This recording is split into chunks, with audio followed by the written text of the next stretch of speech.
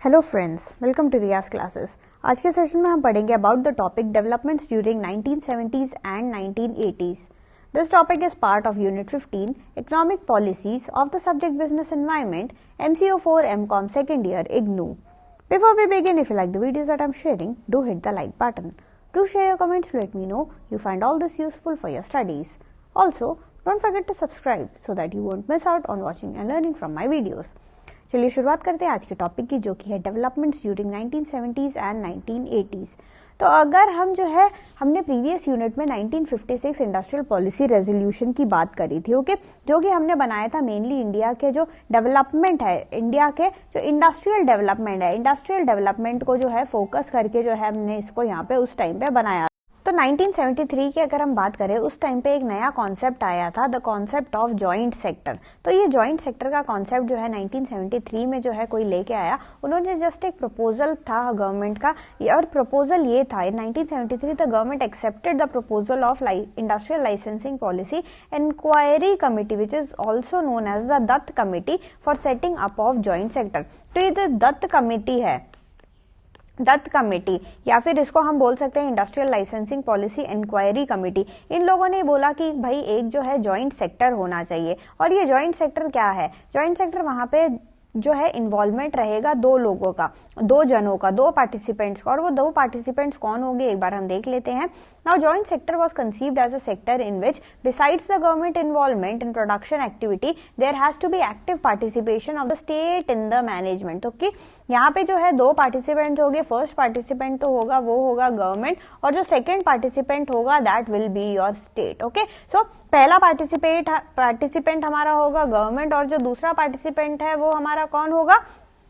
Second participant हमारा रहेगा state. Okay, तो इसको इन दोनों को मिला के जो है एक जॉइंट सेक्टर की जो है फॉर्मेशन की जो है यहाँ पे बात छिड़ी थी, कि बात उठी थी कि हम जो है इस तरीके से एक जॉइंट सेक्टर बनाते हैं जहाँ पे गवर्नमेंट का पार्टिसिपेशन रहेगा। गवर्नमेंट का पार्टिसिपेशन तो पहले भी था, बट अब गवर्नमेंट के पार्टिसिपेशन के साथ साथ स्टेट का पार्टिसिपेशन भी रहेगा इन द मैनेजमेंट। बट देखो किसी लोगों ने ज्यादा लोगों ने इसको भाव नहीं दिए, इस आइडिया पे जो है ज्यादा किसी लोगों ने फोकस किया, और धीरे धीरे ऐसे जैसे जैसे टाइम बीता ना, ये जो आइडिया को जो पूरी तरीके से क्या कर दिया गया, पूरी तरीके से इस आइडिया को उन लोगों ने अबैंडन कर दी। के बाद उसी सेम ईयर में 1973 में गवर्नमेंट ने जो है कुछ ऐसे इंडस्ट्रीज आइडेंटिफाई किए। उन्होंने 19 ऐसे इंडस्ट्रीज आइडेंटिफाई किए जिनको उन्होंने बोला कि उसको जो है उसको डेवलप करना जो है बहुत ही ज्यादा इंपॉर्टेंट है। Now in 1973 the government prepared a list of 19 industries whose development was considered to be of fundamental importance to the country.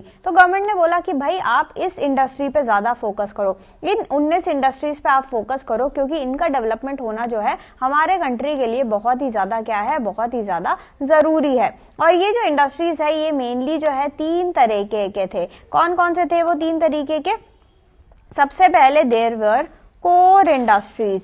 Okay, तो सबसे पहले there were some core industries and these core industries of importance to the national economy and industries having direct linkages with the core industries and industries with long term export potential. Okay, पहला तो जो था हमारा core industries थे, ऐसे core industries, and second was industries with having direct linkages, direct link, ऐसे industries जिनका direct link था इन कोर इंडस्ट्रीज से। थर्ड कौन से इंडस्ट्रीज थे? थर्ड ऐसे इंडस्ट्रीज थे जिनका लॉन्ग टर्म एक्सपोर्ट पोटेंशियल था, long term export potential. Okay, so इन तीन एरिया पे जो है मेनली फोकस करने को बोला। 19 इंडस्ट्रीज जो है उस पर हमें फोकस करना है, एंड ये मेनली जो है ये सारे इंडस्ट्रीज इन तीन कैटेगरी में लाई करते हैं। इन 19 में से कुछ ऐसे हैं जो कि कोर इंडस्ट्रीज हैं, इन 19 में से कुछ ऐसे इंडस्ट्रीज है जिनका डायरेक्ट वास्ता है, डायरेक्ट रिश्ता है इन कोर इंडस्ट्रीज के साथ, और कुछ इंडस्ट्रीज ऐसे हैं जिनका लॉन्ग टर्म एक्सपोर्ट पोटेंशियल है, मतलब कि वो हमारा जो कंट्री का जो एक्सपोर्ट है, एक्सपोर्ट को वो लोग जो है बढ़ा सकते हैं। And these industries were open to the MRTP and as well as your FERA companies. तो बेसिकली यहाँ पे जो है, जो बेसिक आपके लार्ज इन्वेस्टमेंट है, कॉम्प्लेक्स टेक्नोलॉजी वाले इंडस्ट्रीज है, उन सबको जो है यहाँ पे जो है फोकस करते रहे वो लोग। और गवर्नमेंट जो है इस लिस्ट में जो है कुछ नए नए इंडस्ट्री को ऐड करती गई, कुछ पुराने इंडस्ट्री को हटाती गई। तो ऐसे एडिशन सब्ट्रैक्शन में जो है करती गई, तो कहीं ना कहीं जो हमारे पब्लिक इंडस्ट्रीज है, जो पब्लिक सेक्टर इंडस्ट्रीज है, जो ऑलरेडी थे, उनको जो है वैल्यू में है जो है थोड़ा सा जो है कमी आने लग गया। धीरे धीरे उनका जो है वैल्यू में कहीं ना कहीं कमी आने लग गया। और आप देखने लग गए कि जो प्राइवेट प्लेयर्स हैं, प्राइवेट सेक्टर प्लेयर्स का जो है इमर्जेंस जो है ज्यादा आपको यहाँ पे देखने को मिल रहा था। तो अगर हम 80s की बात करें, 80s के दौरान जो है जो इंडस्ट्रियल पॉलिसी है उसमें बहुत सारे चेंजेस लाए गए थे। एंड उन चेंजेस में जो था काफ़ी सारे ऐसे चेंजेस थे जिससे कि हम जो है हर चीज़ को, हर स्टेप को लिबरलाइज कर सके। उसमें पहला जो स्टेप था वो हमें देखने को ये मिला, that was raising limit of exemption of licensing. तो वो जो एग्जम्पशन था लाइसेंसिंग का, उसका एक लिमिट था जो कि 3 करोड़ फिक्स था। ओके, उस 3 करोड़ के लिमिट को धीरे धीरे बढ़ाते चले गए एंड पहली बार 1983 में इसको रेस करके 5 करोड़ लेके गए। एंड 5 करोड़ से ये 1988 टू 89 की अगर आप बात करो तो वो ₹15 करोड़ तक पहुंच गया था। And this was for all the industrial units that is located in non backward areas. और जो अगर बैकवर्ड एरियाज में, ये जो है 15 करोड़ नॉन बैकवर्ड एरियाज में, अगर आप बैकवर्ड एरियाज में हो तो लिमिट ये क्या रहेगा, लिमिट आपका रहेगा 50 करोड़ का। ओके, सो ये जो लिमिट है नॉन बैकवर्ड एरियाज में 15 करोड़ का है and in backward area the limit is 50 crore. तो ये जो लिमिट है, the limit with respect to exemption for licensing, ये लिमिट जो है बढ़ा दिया गया था। जो सेकेंड इंपॉर्टेंट फीचर है that is your delicensing. तो लिबरलाइजेशन का जो पॉलिसी है वो करना ही था, इसलिए गवर्नमेंट ने क्या किया, डी लाइसेंस कर दिया। कितने, 28 जो है ब्रॉड कैटेगरीज ऑफ इंडस्ट्रीज को एंड 82 बल्क ड्रग्स वालों को। ओके, सो इनको जो क्या कर दिया गया, इनको डी लाइसेंस कर दिया गया। जो थर्ड इंपॉर्टेंट था that was relaxation to MRTP and FERA companies. तो ये जो रिलैक्सेशन था ये अनदर इंटरेस्टिंग स्टेप है जहां पे बहुत सारे रिलैक्सेशन जो है दिए गए। जैसे कि MRTP कंपनीज जो था उनको अब जो है उनको ये अलाउ कर दिया गया था to set up new capacities in industries of high national importance. Okay, तो यहाँ पे जो है और वो जो है सोफिस्टिकेटेड टेक्नोलॉजी को भी जो है यूज करने का परमिशन जो है उन लोगों को दे दिया था। इसके अलावा जो MRTP है, जो उनका एक लिमिट रहता है, वो लिमिट को जो है 20 करोड़ से बढ़ा के 100 करोड़ कर दिया गया था। Okay, so this limit was raised to, कौन सा limit, the limit for MRTP company, it was raised to from ₹20 crore to 100 crore. Okay, तो ये होने से क्या हो गया, बहुत सारे ऐसे इंडस्ट्री कंपनी, उनको क्या स्टेटस मिल गया, उनको नॉन MRTP कंपनी का स्टेटस मिल गया। तो इस हिसाब से जो है काफी सारे रिलैक्सेशन जो है हमें यहाँ पे जो है देखने को मिलेगा। नेक्स्ट जो इंटरेस्टिंग है दैट वाज कैपेसिटी रीइंडोर्समेंट। ये जो स्कीम है, ये कैपेसिटी रीइंडोर्समेंट का ये स्कीम जो है अप्रैल 1982 में जो है आपको ये देखने को मिलेगा। 1982 के दौरान जो है ये स्कीम आया कैपेसिटी रीइंडोर्समेंट का। एंड इस स्कीम के अंडर ऐसे जो भी अंडरटेकिंग्स है जिनका 80% उनका कैपेसिटी यूटिलाइजेशन है, जिनका ऐसे इंडस्ट्रियल अंडरटेकिंग्स जो है ये जो फैसिलिटी जो है इस कैपेसिटी रीइंडोर्समेंट की फैसिलिटी को वो अवेल कर सकते हैं। The next one is broadbanding of industries. Now the government introduce the scheme of broadbanding in 1984। तो ये जो स्कीम है आपका, जो ब्रॉडबैंडिंग का स्कीम है, ये आपका कब आया, 1984 में आया। एंड स्कीम में है क्या, इस स्कीम के अंदर इंडस्ट्री को जो क्लासिफाई कर दिया अंडर ब्रॉड कैटेगरी। ओके, सो यहाँ पे हमने ब्रॉड कैटेगरी में, यहाँ पे 2 वर्ड्स है, ब्रॉड एंड बैंडिंग। तो ब्रॉड कैटेगरी में हमने क्या कर दिया, हमने इंडस्ट्री को क्लासिफाई करके रख दिया। नाउ इसके हिसाब से जब हमने क्लासिफाई कर दिया तो क्या हो जाएगा, वो जो इंडस्ट्रियल यूनिट्स है वो अपने प्रोडक्ट मिक्स जो है पैटर्न के हिसाब से, जो डिमांड है कस्टमर की, उस पैटर्न के हिसाब से जो है वो प्रोड्यूस जो है वो कर सकते हैं। नेक्स्ट जो हम देखने को मिलता है that is minimum economic scale of operation. Now In 1986, the government decided to give industrial license for the optimum scale of operation.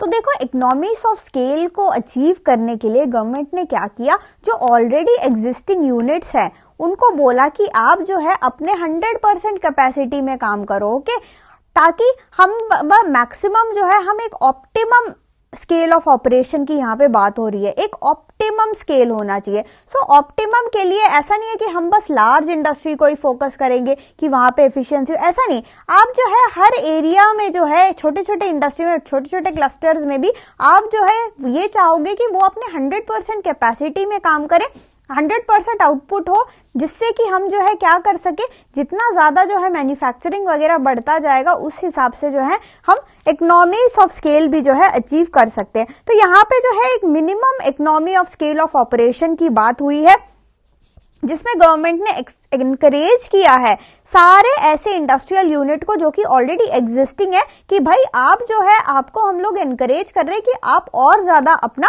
Production करो, ताकि आप जो है इकोनॉमीज ऑफ स्केल का फायदा उठा सको। Economies of scale I hope आप लोगों को पता होगा कि हम ज्यादा से ज्यादा प्रोड्यूस करें। हम अगर मैन्युफैक्चरर की पॉइंट ऑफ व्यू से देखें, जो एक प्रोड्यूसर है, कोई चीज को वो बना रहा है, कोई प्रोडक्ट को वो मैन्युफैक्चर कर रहा है, तो अगर अब उसके व्यू पॉइंट से देखेंगे तो इसका सिंपली मतलब ये है कि आप ज्यादा से ज्यादा प्रोड्यूस करो, बट आपका जो कॉस्ट होता है ना बनाने का, उस चीज को बनाने का कॉस्ट जो है कम हो।